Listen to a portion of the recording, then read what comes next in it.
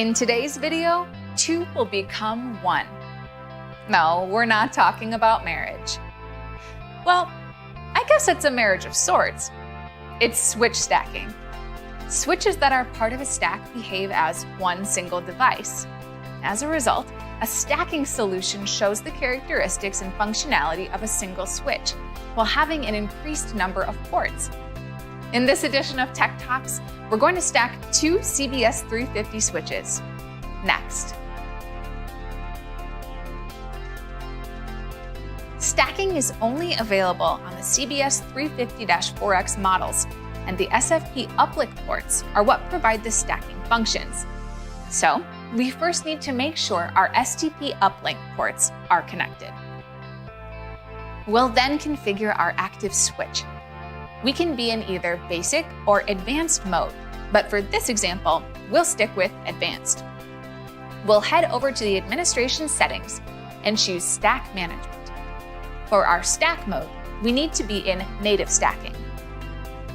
Next, we can choose our two stacking ports. Since this is our active switch, we'll choose 1 as our unit ID. Up next, we'll configure our standby switch.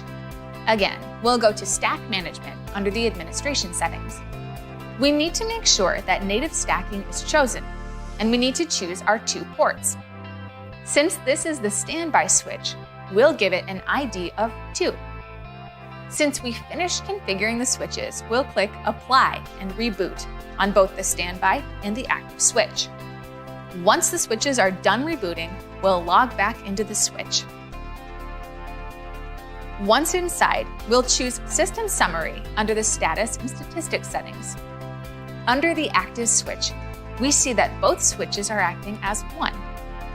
Once the switches are stacked, they will broadcast the stack ID every 20 seconds with the system LED. The top switch is the active switch, so the LED will stay green. The bottom switch is our standby switch, so the LED will correspond to its unit ID. In this case, the ID is 2, so it will blink twice. It's as easy as that. That's how to stack two CBS350 switches.